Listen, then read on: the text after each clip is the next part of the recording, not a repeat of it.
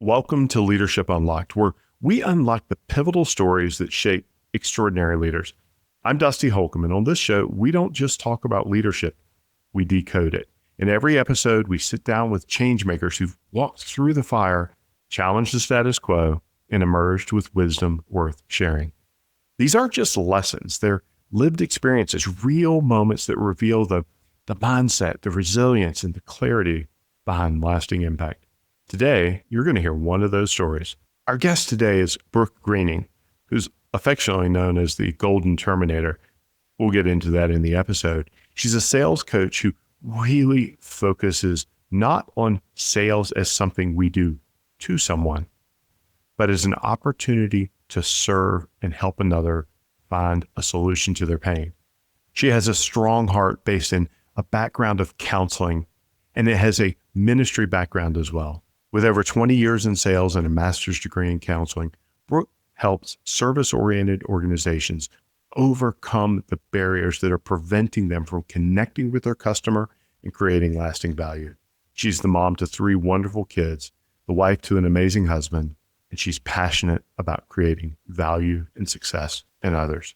Let's get into it. This is Leadership Unlocked.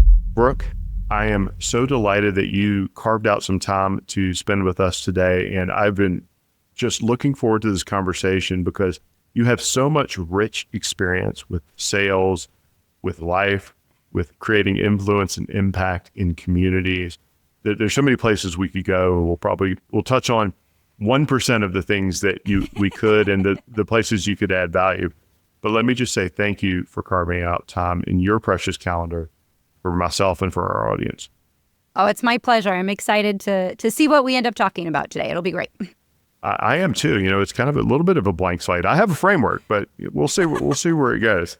Well, before I have the audience learn about you, before I ask you to tell us all the cool stuff about you, let me ask you this from a life inflection point perspective. When did you have a moment that tested you or challenged you that caused you to lean in, dig deep, and persevere, and that then has turned into a principle understanding or a first principle of choice for how you lead and influence others? I always believe we are either walking into a storm, we are either in a storm, or we are walking out of one. And so there have been many pivotal points, but one that I think of specifically that really helped in regards to how I was going to be able to be the sales leader that I am today is I was in a sales leadership role, but in that role, I also had supervisors, and they were not good supervisors. Like, we did not know this term at this point, but toxicity was a really big piece. And so they did not like that I was there. They didn't want me to be there. And so my supervisor actually had a conversation with me after corporate came in. And so I was a little new to all of this. So I had been able to be there for about 6 to 9 months, and they knew Brooke knows what she's doing. She's trustworthy and she's good at sales. So she's someone we want to talk to be able to know what are the underlying issues going on in this situation. And so they talked to me, and I just shared with them honestly what I felt was going on. From that conversation, then my boss brought me into the office and said, I don't trust you. I don't want you here. None of us think that you're a good leader. None of us really actually think that you care, because this was in senior living, about the residents, and all you want to do is make money and make a commission. And we just really have grave concerns about you. I am not going to stand here and let you rip me apart for the next 6, 7 months, throw me under the bus over and over again, and then I'm trying to defend myself. And they're like, well, you should have said something months before. So at that point, I was like, look, I'm not pregnant. I want to continue this job because I really enjoy what I'm doing. I love the people that I work with besides the person that I'm sitting across from. And I'm not going to do this. This is not going to happen again. And so that time I fought. That time I went and I said, look, this was a conversation we had. I don't know what you want me to do. You want me to continue to keep bringing residents to this community. My boss is literally telling me that I'm not a good fit, that nobody wants to work with me. How do you want me to be successful in this role? And that's all they needed to hear, to know we were right. Something was really wrong in that senior living community. And we thought that it was the boss, but we didn't know for sure because she terrified everybody else into never saying anything. So they knew things were wrong. They knew things weren't going well. They knew the sales were improving, and they're like, well, that's a change. But they didn't know why the environment was the way that it was. And so at that time, she was gone in like 2 weeks. And then there we were. Now I was like, how do I lead? How do I help lead this team where people are terrified because they know something happened. They know I said something. How am I going to build trust with them because they've been scarred so badly by leadership? How do I help them to get excited about helping residents? How do I get them to own their role in this whole sales process? Because yes, I talk to them. Yes, we work with them to be able to move in, but it's a whole community in regards that gets a resident ready to move in. That's where I really started learning how to be able to do that. So I learned, one, you stand up for yourself. And sometimes it doesn't go well. Sometimes you're going to stand up for yourself and the higher powers that be are going to be like, well, you're just not going to be here anymore and you're out. But in that case, I was able to build relationships with people beforehand. So there were enough people on the corporate side to say, this isn't jiving right. It seems like what Brooke is saying is legit. And so then we went from there. Then I had great bosses, and I was very thankful for that. Oh, of course. Yeah. And sometimes we need to know what bad looks like so that we can really appreciate how good a good boss is. There's so many questions I want to ask or touch on regarding that situation. And I love that you stand up for yourself. And even if it doesn't work, right? A toxic environment is a toxic environment. And if you stand up for yourself in a toxic environment and you don't win, i.e. you don't change the environment, the worst that happens is have an opportunity to find an environment that isn't toxic. Like if that's the worst that can happen, that's a pretty good downside. Now, I'm not understating the importance of having to, find jobs and, impact it can have on families and all those things. But we have very little precious life, energy, hours, days, weeks, years to spend. The toxicity, those types of things, it's not worth it. And so kudos to you for standing up. Kudos to the organization for making change. They did. For our listeners, I'd encourage that this story worked out well. But if it hadn't worked out well, it still would have worked out right for you. It would have, because that's what happened the time before. I didn't stand up, and then I ended up leaving after I had my baby. This was like 12 years ago. And then that's how I came into this new role. And so it did work. It taught me a lot. I remember having a conversation with my aunt, and I was like, I don't think I'm a pastor's wife. I have a master's in counseling. I don't know if I'm actually set up for the corporate world. This is cutthroat. And my aunt just reminded me, she was like, Brooke, not every corporate world is like that. It doesn't have to be like that. Bosses don't have to be like that. There are some that are doozies, but there are others that are good. And she's like, and you're going to learn how to be one of those good ones. Very, very pivotal for us. And I'm so thankful. Like, they were just so incredibly gracious. Now, this is the reality. When you're in sales, if you're not bringing in sales, you're not going to have a job for very long. If your whole role is bringing in sales, you have to do that, whether it's a toxic environment or not. And so even when I knew things were going wonky and I wasn't quite sure, and there was sabotage going on just in regards to me bringing paperwork in and them saying Brooke's not doing it and all of that stuff, I was able to still have residents moving in so that corporate could say, we can back her up. But if I would have not had any move-ins and I was saying this, it would have been a completely different story, because they have to go by what they see. And in sales, if you don't bring in sales, you don't have a job. And that's not meant to be toxic. That's just the reality of what it is. We are hiring you to bring in revenue. Yeah, that's such a good point, because you were able to create the environment for positive change because you were delivering results. And I think from a leadership principles perspective, the alternative is not the alternative. An alternative is for you to say, well, I can't win here because they're doing all this stuff, so I can't be successful, and adopt a victim mindset. Well, then that creates a self-perpetuating cycle, because there's no results for anyone to believe. There's no Yeah. results and impact. So I think that's a No. really powerful way of conveying, like, control what you can control, deliver what you Yes. can deliver, especially sales or any other role. But if you're not actually delivering the results, you're not giving yourself a platform to Right. create the opportunity for change. No, you're not. And it just reminds me. So we did that. We did great things. The community grew, won awards, all of that stuff.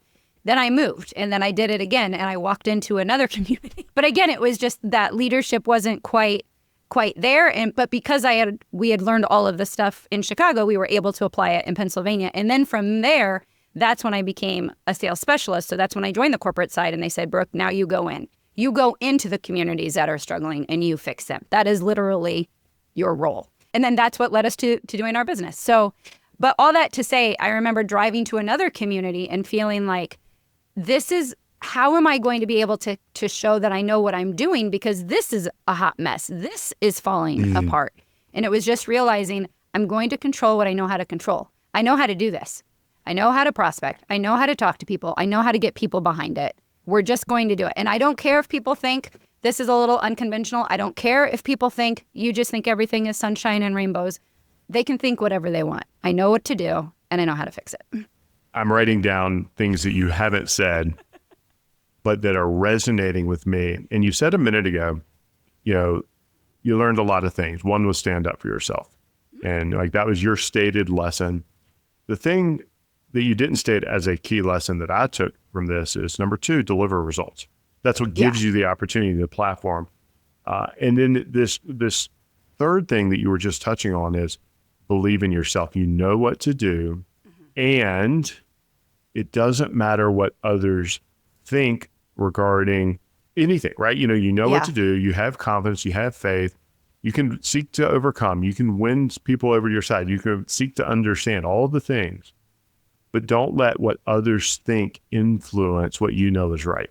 And that's so powerful when you pause. But sometimes people just are in the fight and they don't have time to pause and get out of their own way. Or that third principle of whatever it is that you're doing, don't allow the opinions or doubts of others to impact or influence your own belief in yourself. And I think that's a really powerful third lesson there.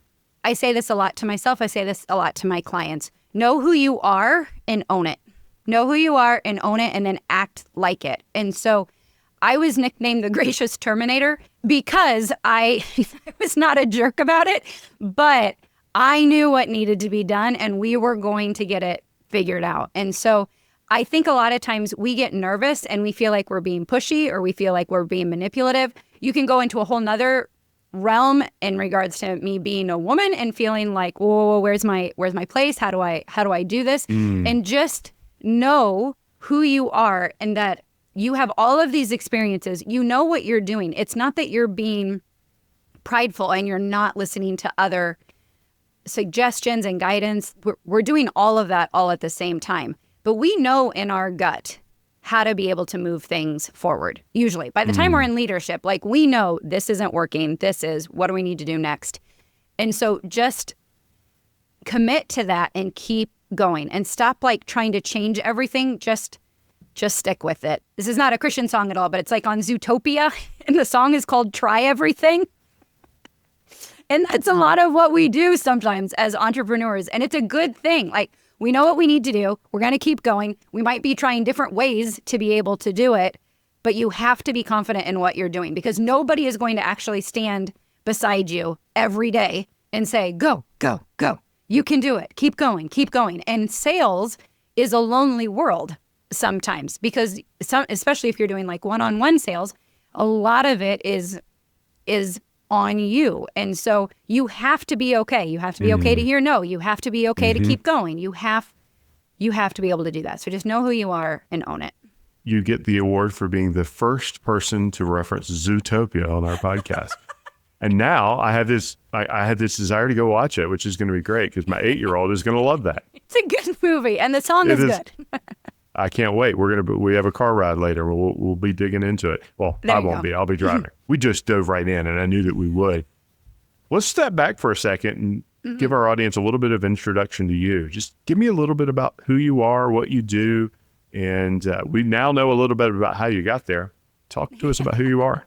The best way to explain it is my desire is to be able to help people make more money in their business and to do it in a way that feels authentic to themselves and that they feel like they're proud of what they're doing. And so whether that's looking in regards to what's happening with how they're creating their business, how their marketing is going, how their sales is going, that is my role. So our company is called Building Momentum Resources. My husband does strategic planning for churches and organizations, and then I am the co-owner for marketing consulting and sales coaching. And so I have spent 20 years fixing people's sales, and so that's what I love to do.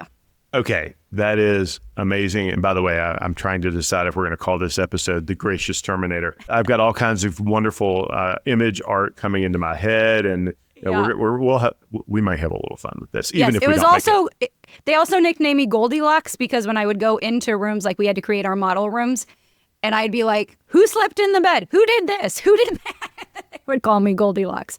The Gracious Terminator is the main one. Yeah, we would just get stuff done.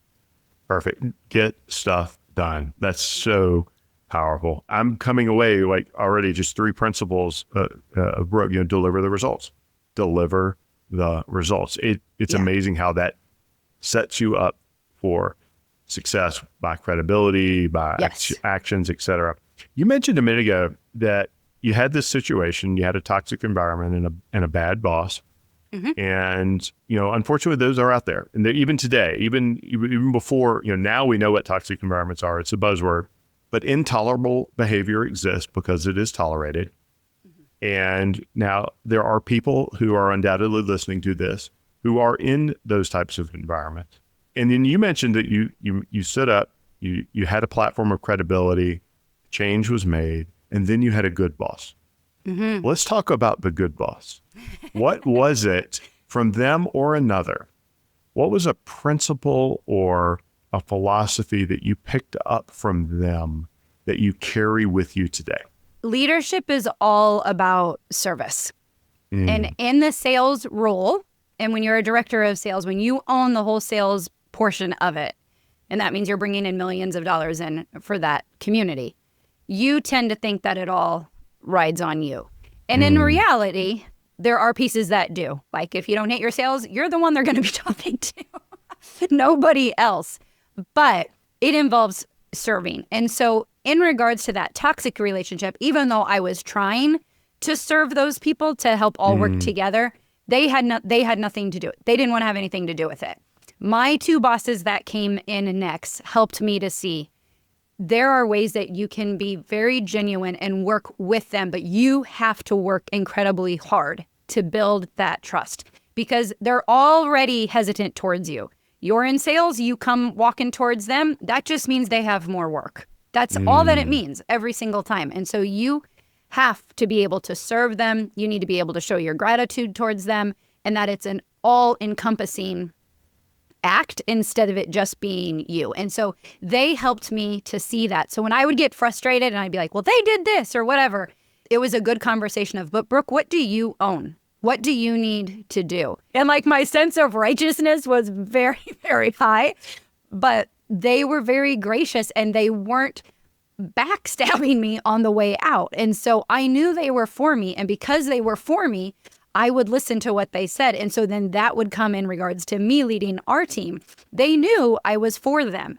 So that meant like getting them Starbucks. That meant figuring out what's important to them. That meant what's going on in their family. That meant I'm never going to ask them to do something that I won't do. It is not a sales is up here and you guys are all down here. It was that complete service framework. And that is what we created years later of just that is how sales works. You need to be serving your customers. You need to be serving those who you're working with. And so that was the biggest takeaway that I had. And it was just week after week how to do that till it came to the point where we created things company wide for welcoming our residents in. We called it the Orange Crush and we incorporated everybody in it. So maintenance got to be the hero. Activities got to be the hero. They all got to be the hero. We had a vase and it had roses in it. And they all got to take a rose to the resident when they moved in to share what their role was and how they were so excited for them to be there. It gave them ownership, and it also helped me to see, are we doing our checklist of how we're trying to make sure that this is a smooth move in? Because I could go look and I could see if there were roses in the vase, or if they weren't. But they loved that because they didn't have to come across as like the grouchy people, or they only come to them when they need something. They got to be a part of the excitement. And so that's what we started creating. That's how we were able to make big change, getting everybody involved and helping everybody to see that they have a voice in this process. It is not just me getting someone to give me a check and then handing them off to them for them to do more work. I love this. And it speaks so clearly. One of the things that I work with leaders on all the time is helping leaders understand that your job is to be able to ask and answer 5 questions for yourself. And then when you can have your team ask and answer these 5 questions without you in the room, you know that you have some magic happening. And very quickly, those questions, why are we here? What's our purpose beyond making money? Where are we going? What's our vision? What is it we're trying to build? How are we going to get there? What's our plan? What is it that we're actually going to do? And this is where I think so many organizations fall apart. And your story there reminds me of what you did was exactly this, which is, where do I fit in? How do I contribute towards the plan, the vision, and the purpose? Mm-hmm. And then lastly, the last question that organizations don't get right because they tend to think about it through only one lens is, what's in it for me? And that is not just a financial lens. It can be opportunity. It can be simply smiling, going home, knowing I made a resident's first day here, navigating major life transition better. And so that person may be jazzed up about that. But when you start talking about, janitorial and maintenance and all these folks being included in the process, man, they start being able to connect dots. They start understanding how they fit in and how it impacts the organization. And oh, by the way, it creates a better experience. It creates more sales. It creates all these wonderful things. But it came down to including others. And bravo to you. That's such a great lesson. I think I agree with you 100%. And especially in the service industry and hospitality, hospitals, whatever it is, people who are in those jobs went into those jobs normally because they wanted to help people. And so when they feel like they've lost that and now it's just this grunt work and nobody appreciates what they're doing, even though they're doing incredible things, then it becomes this feeding ground of just discontentment and frustration. And then it turns into this passive aggressiveness sometimes of like, well, you figure it out. And so then you have someone moving in and things aren't done. So it's not a time to be pointing fingers, but to say, okay, how can we bring this all together so that we bring back the joy of being able to serve others? Because that's really why they went into it in the first place. Especially in service, which is interesting. 100%. You talked a minute ago, like what you do now is you help leaders learn how to create more sales, right? To create more value opportunity. And, it's so interesting. And I'd be curious to get your opinion on this. Oftentimes we think of sales through the lens of, Glenn Ross, always be closing. And I love that scene. Yeah. It's one of my favorites. But I hear and people think about sales as something you do to someone, not what you're doing for someone. And I'd be curious to get your thoughts. Like, I have an opinion here, but when you think about sales and you think about the types of organizations that you serve, I want to go into your frameworks because I'm really curious about how you do it. But let's talk about, what is sales for you and how you think about, is it something you do to someone? I know it's not based on what you just said, but that's a common myth. Right. It's a common misconception. What are your thoughts? Well, you're not wrong in that. HubSpot came out with a report a while back ago saying that people trust sales professionals about 3% of sales professionals in the world. So it's a very, very low bar. And in marketing, it's 5%. So it's not super stellar in regards to how people view it. And so I have a master's in counseling. And so that's how we started also incorporating the service framework. But in regards to what sales is and what I share from the very beginning is, when I am on a sales conversation or when my clients are going on sales conversation, the goal is not to convince someone to buy something that they don't want or to do something that they don't want to do. The goal is truly, how can I get them closer to solving the problem than when they got on the call with me in the first place? That is sales. It starts to build that trust. So then we can say, and I'm not saying we don't sell. I am not saying that we are not asking people to invest in our business or for us to help them. But there's no way we can do any of that until we actually understand the problems and concerns that they're facing. And so when we go into a sales call, the whole goal is figuring out what is the problem that you're facing, whether good or bad. We're not saying your business is imploding, although a lot of times that's when they call me. But we're not saying that that's the case. You can have big growth and you're just trying to figure out the next step, all of those things. And then 2, how can I help you? And whether that's me helping you or whether that's me giving you other resources or getting you to somebody else, that is the goal of sales. And that will come back over and over again. And that will create a very strong pipeline for the future. So if we're just focusing on how do I make a sale today, that's where we get in trouble. That's when we start manipulating. That's when we start going down the slippery slope. And I understand we need sales. We need to hit our quota, all of those things, but we're not going to hit it in that regard. Yeah, you're talking about doing a bit of mental judo to go from transactionally focused, self-focused to relationally focused, other focused, which isn't dissimilar to what you were talking about learning from, that leader, which is, your job is to serve. Your job is to serve. So, I'm kind of stitching this mental model together now as you're talking of like service in sales is the same as service in leadership. Your job is to help the other party be successful. Yes. And then if you have the right solution, it's a natural opportunity for you to help them solve their problem.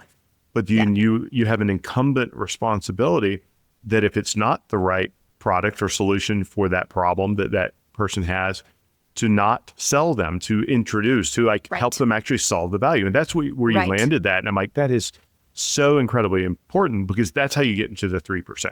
That's how you get to the trust. That's why when they talk to me or my clients, that is our goal. We want them, because they're going to head off to their competitors. They're going to have conversations with them. And I want them to leave feeling like when they talk to their competitor and they feel like they're getting pitch slapped or whatever the case is, then they go back and they may not decide to work with me. It may not be a good fit, but now they're telling other people, hey, if you need something, this is who you need to talk to.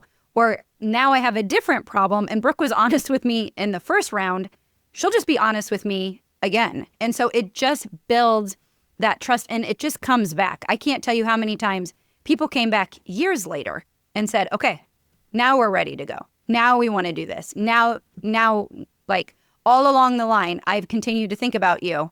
And I knew when the time came, I was going to work with you or your company or whatever the case is. It's just, that is the way to be able to build something sustainable. I always want to share though, I'm not saying that manipulation doesn't work. I would be lying if I said, nope, if you manipulate, it doesn't work. It works. It's just not what I want to do. And it's not what my clients want to do. That's not how we want to build relationships and build our business.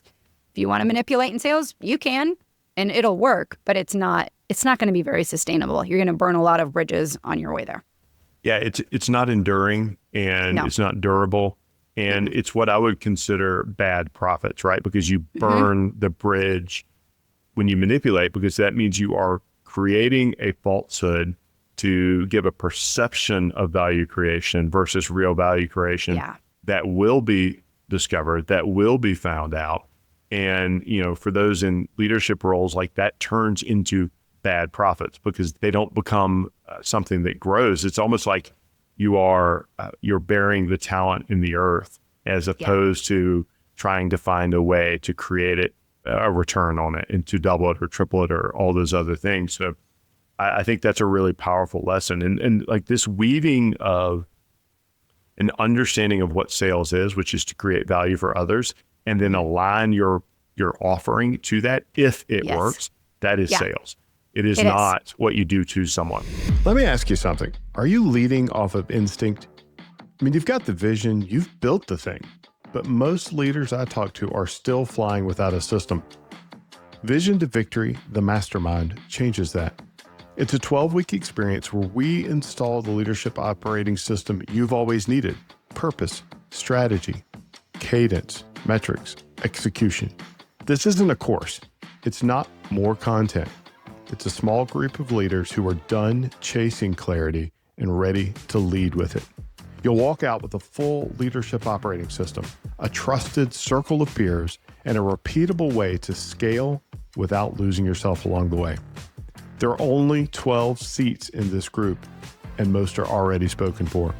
It's an application-only process. Go to arcusgroup.com/mastermind to apply. What's your framework? Like, what's your approach? If somebody calls you today and says, okay, we're crazy, it's broken, things are nuts, I need the golden Terminator. What is it? Like, I'm fascinated with this because I'm seeing this through the leadership lens. Mm-hmm. And I'm seeing so many corollaries that frankly I hadn't thought of until this call. But what's your approach to how you start to solve those problems, or maybe even identify the problems before you solve them? You want to be able to ask good questions, and then we give them space to be able to talk more.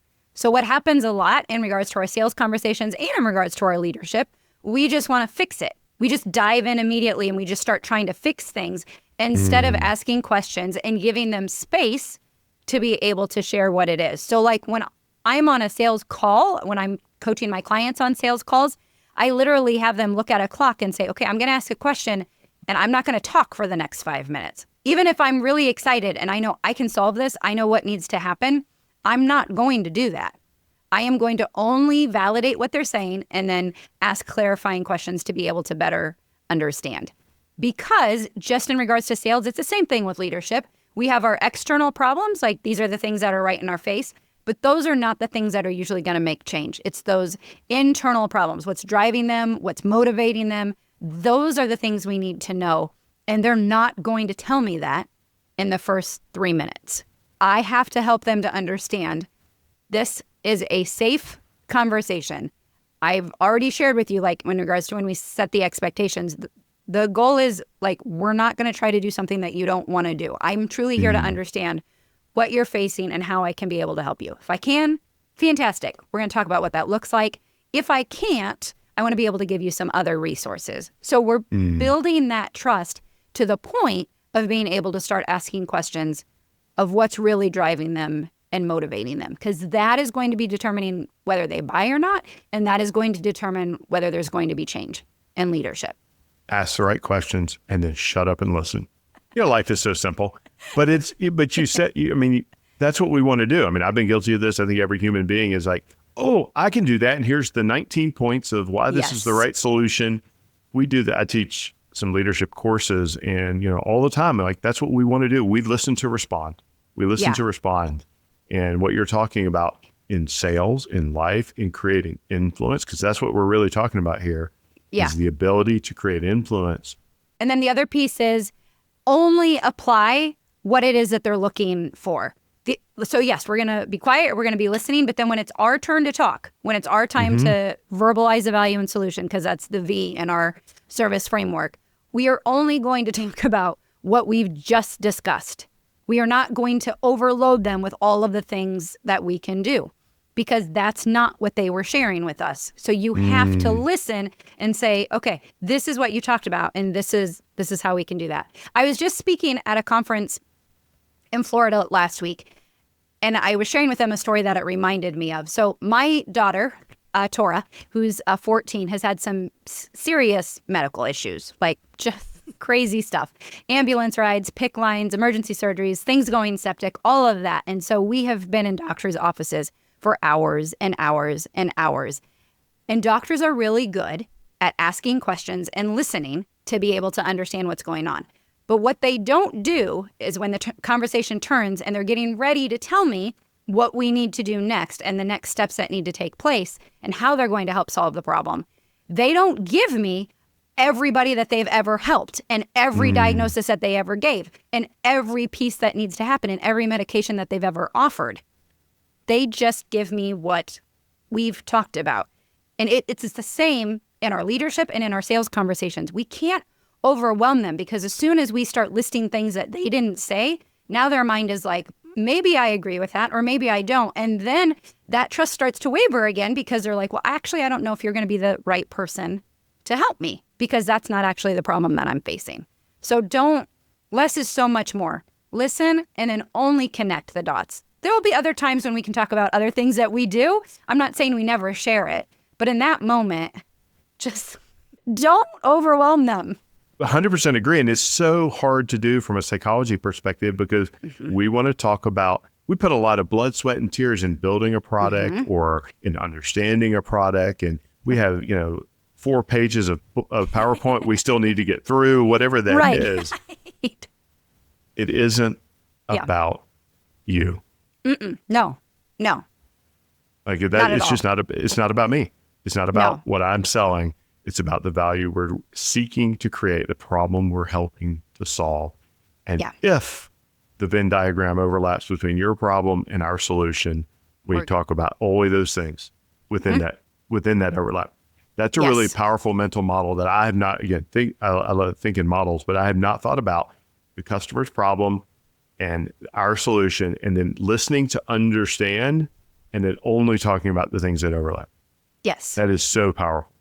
That is so rich. Because they're going to then leave the conversation feeling like we've helped them get closer to that problem being solved. And then if they have other problems, they're not going to be like, well, I don't think Brooke can help me with that. They're just going to be like, oh, I wonder what her thought is on that. We can talk about those problems. But too many times, I know we talk about features and benefits, and none of those are wrong, but that's because we're like throwing things at them and we're hoping that something is going to hit. Instead of, if you get the right problem, then you don't have to do that. I share that all the time. If you get the problem wrong, everything starts falling apart. If we actually get the one that's actually driving and motivating them, then we can bring in how we can be able to help. And it makes sense. But if we're trying to solve a problem that's really not that that's really not bothering them that much, it all starts to fall apart. Are there other steps to your process? Because I think those, like that problem identification, and then speaking powerfully into where the overlap and only those things. What's next? Well, it's called the service framework because we wanted to be so in their face and in a good way of that it's not about us. This is not about us. So it's an acronym of service. So in regards to when we're talking about it for our sales conversations, we have S, set expectations, E, establish rapport, R, recognize the problem, V, verbalize the value and solution, I, identify objections, C, create urgency, and E, explain next steps. That's how we walk through. There's so many corollaries there, again, between life and leadership, like set expectations. Yes. Right out of the gate. And most leaders, most managers struggle with that, like getting clarity on expectations. And then when people are frustrated that we're not on the same page, like I expected this and you expected that. Yes. Well, most of the time those are unverbalized, and like there's just a lack of clarity. There's a lack of alignment. Yeah. And when there's lack of clarity, then there's lack of trust. So sometimes people are like, well, that sounds kind of pushy, or that sounds a little bit more forward. I'm like, but nobody wants to get into a conversation having no idea what's going to go on. Nobody wants to have a sales conversation and try to figure out, are we talking about the investment today? Do I have to get on another call? Do you have to send me a proposal? Like, help them to know in the first couple of minutes, this is how this is going to go. So that you're not getting that glazed look in their eye, all of that. You're just beginning to build trust. And by you doing that, they really start to realize this is going to be a completely different sales conversation than I've ever had before. And that's a good thing. It's not something that's being done to me. It's being something that's being done for me. And that's a complete mental shift and a judo move of redirecting the energy away from the typical experience. Not I'm going to ask you one question and now I'm going to talk to you for the next 45 minutes, whether I liked the answer to your question or not. Yeah, it's nice to meet you. What's your problem? Great. Now let me tell you what I do. Yeah, right. Or you just assume the problems that I have and you have no idea. That's the other piece in regards to the next one with establishing rapport. We're not talking about having the same birthday. We're not talking about having our dogs similar. Like, that's not what I'm talking about. We're talking about what is important to their business and what good questions can we ask that are just pertaining to their life and business, not in regards to us diagnosing something, in regards to, oh, well, I saw on your website you needed help with this. No. Like, I read your blog article. It made me think about this. What were some of the responses that you got from your audience? That type of things that's showing this is not about me. This is about you. I care about you. I care about your business and what you're doing. So for when people are talking with you, they a good way to establish rapport is talking about your podcast. Like, hey, I listened to one of your episodes, and going from there. That type of establishing rapport, not just that surface stuff. Not the surface stuff. Awesome. Okay, there could be a masterclass, and there probably is a masterclass on how to do this stuff. I want to switch for a little bit to some rapid fire questions on some of the things that you've learned along the way. And I think I sent a few of these to you, but I have a few that are coming cold to you so that you can have a chance to dance a little bit. Okay. What's a book that every leader should read?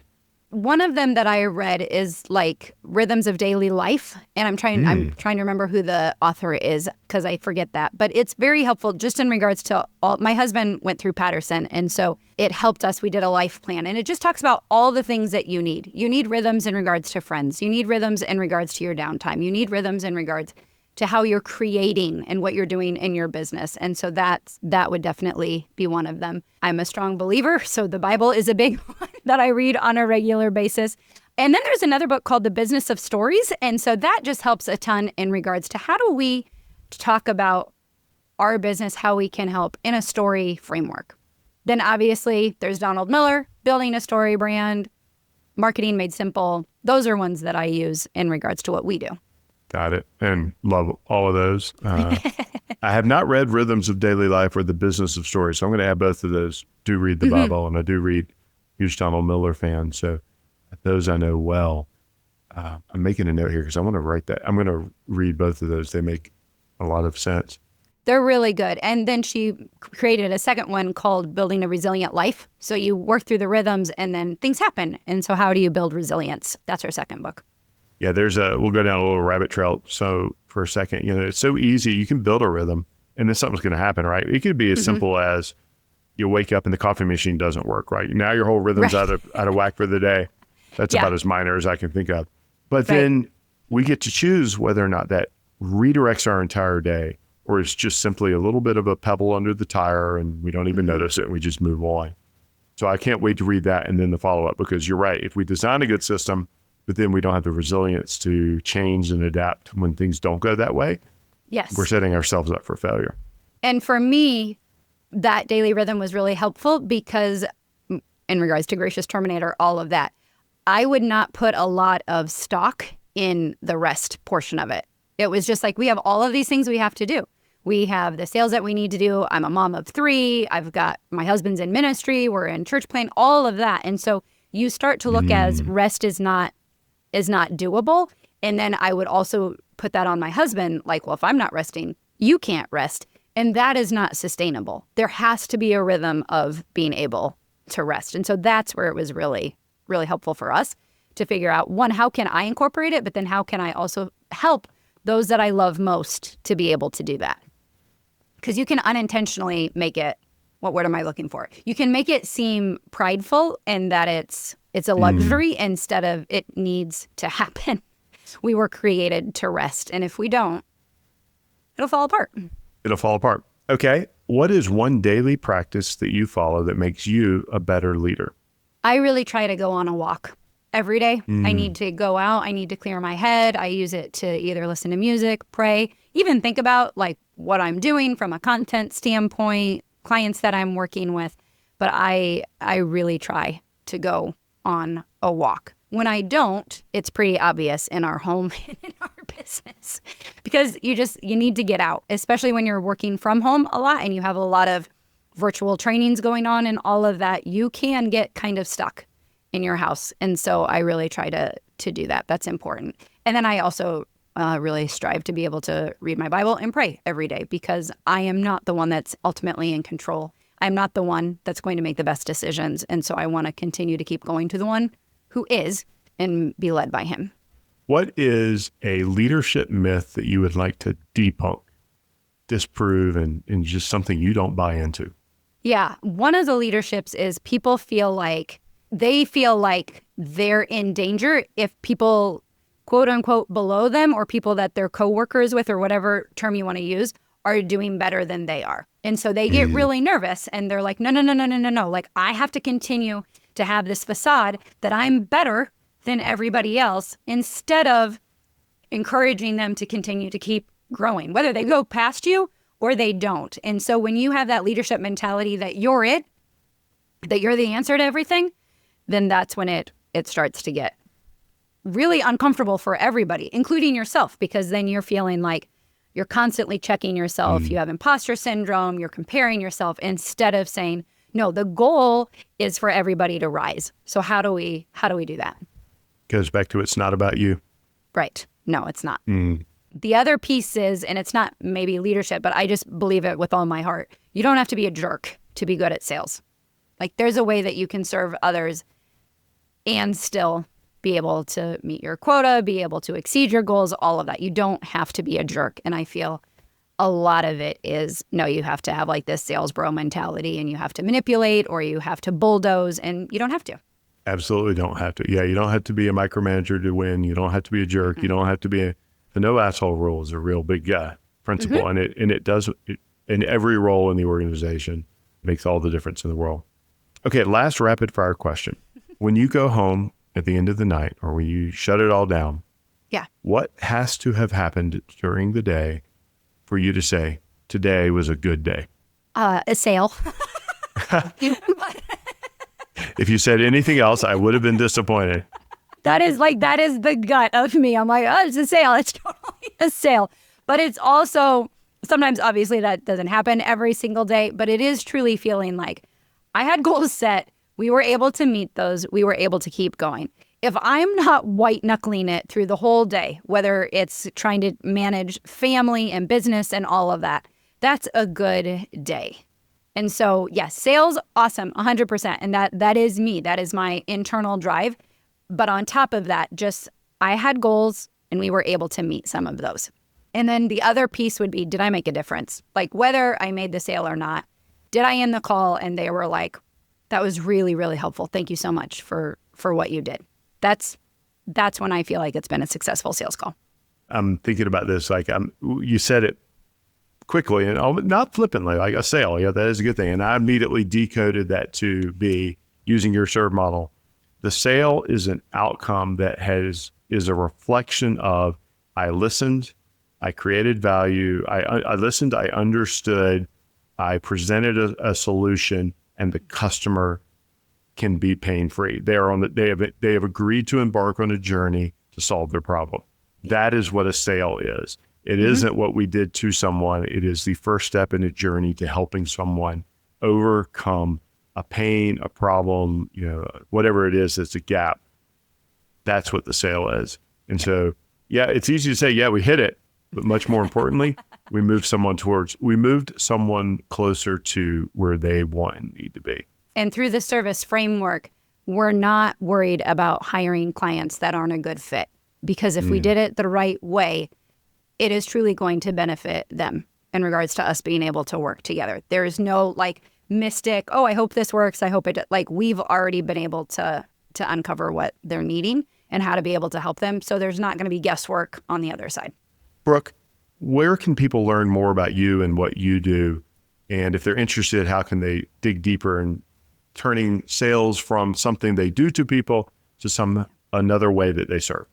Yeah. So I'm very active on LinkedIn. So they can find me on LinkedIn under Brooke Greening.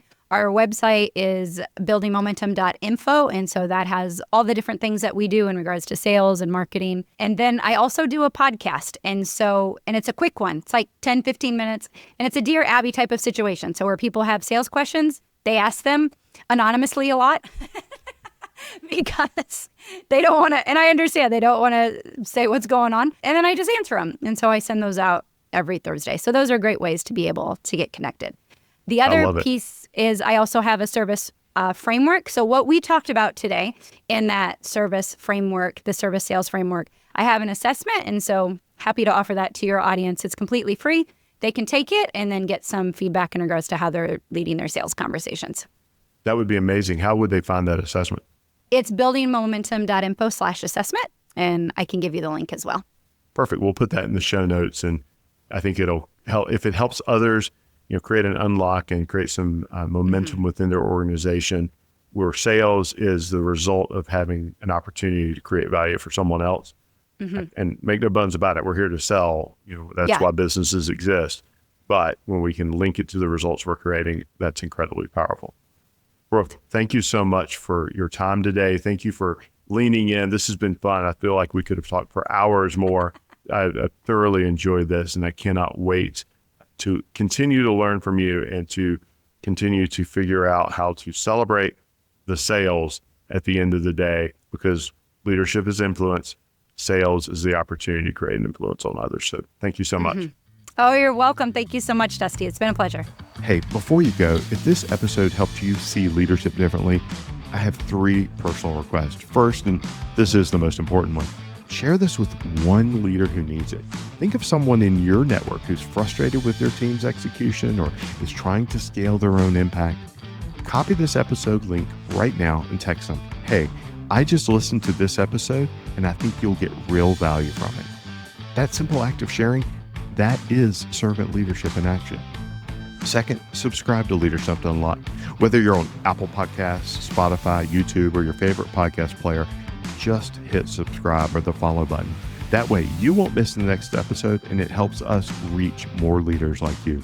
And third, if you're willing, this would be a huge help for us. Leave a 5-star rating and write a quick review. I know it takes 60 seconds of your time, but here's what it does. It helps other leaders discover the show. Every rating, every review, it's how we expand our impact together.